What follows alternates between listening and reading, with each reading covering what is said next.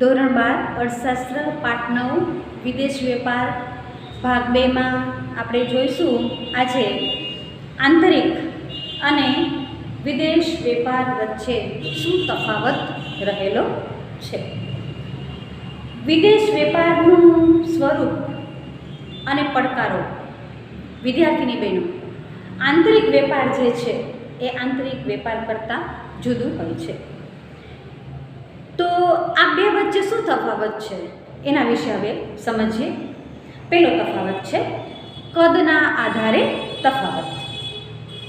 હવે આંતરિક વેપારમાં વિદ્યાર્થીની બહેનો આપણે શીખી ગયા છીએ કે દેશના જ વિભિન્ન પ્રદેશો વચ્ચેનો વેપાર છે થતો હોય છે, જ્યારે આંતરરાષ્ટ્રીય વેપાર એટલે કે વિદેશ વેપારની અંદર જુદા જુદા દેશો સાથેનો વેપાર છે હોય છે. એટલે બંને વચ્ચે કદના આધારે તફાવત છે જોવા મળે છે.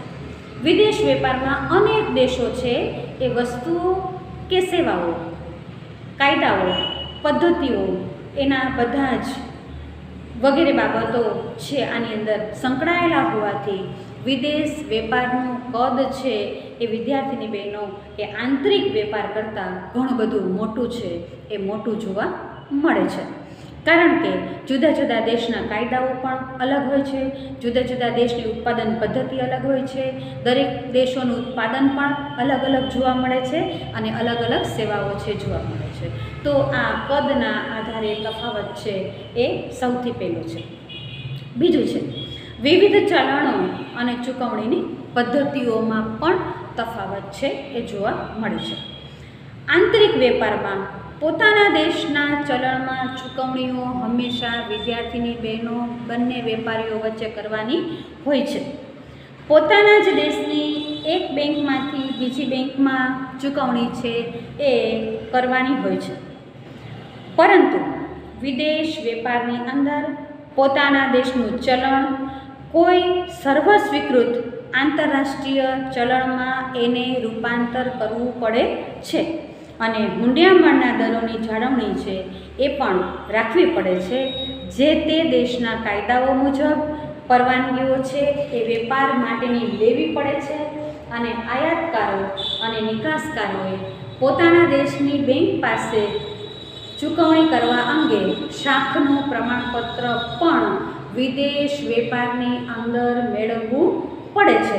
એટલે કે વિદ્યાર્થીની બહેનો, જ્યારે આંતરિક વેપાર હોય ત્યારે ચલણ એક જ સરખું હોય છે, જ્યારે વિદેશ વેપાર હોય તો બધા દેશોના ચલણ છે એ હંમેશા જુદા જુદા હોવાના પરિણામ સ્વરૂપ જે તે દેશના ચલણમાં તે રૂપાંતરિત છે કરવું પડે છે.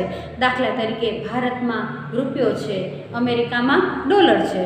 તો ભારત અને અમેરિકા જ્યારે વેપાર કરશે ત્યારે ભારતે જ્યારે અમેરિકા પાસેથી વસ્તુ ખરીદી હશે તો ભારતે ચૂકવણી અમેરિકાને ડોલરમાં કરવી પડે છે. અમેરિકાએ ભારતની કોઈ વસ્તુ લીધી હશે તો એને એની ચૂકવણી રૂપિયામાં કરવી પડે છે. આમ વિવિધ ચલણો અને ચૂકવણીની પદ્ધતિઓમાં પણ તફાવત જોવા મળે છે. ત્રીજો મુદ્દો છે ભાષા, સંસ્કૃતિ અને સમાજ અંગેના તફાવતો. આંતરિક વેપારમાં વિનિમય એક સમાન ભાષા હોય, સંસ્કૃતિ હોય અને સામાજિક વ્યવસ્થા હોય એની અંદર જ વિનિમય છે એ આંતરિક વેપારની અંદર થાય છે. પરંતુ વિદેશ વેપારમાં દરેક દેશોની અંદર ભાષા અલગ હોય, સંસ્કૃતિ અલગ હોય, સમાજ અલગ હોય. આ બધી જ બાબતો છે એ જુદા જુદા હોય છે. તો દરેક દેશની જીવનશૈલીને અનુરૂપ વસ્તુઓ છે એ પણ જે તે દેશોએ વહેંચવી પડે છે.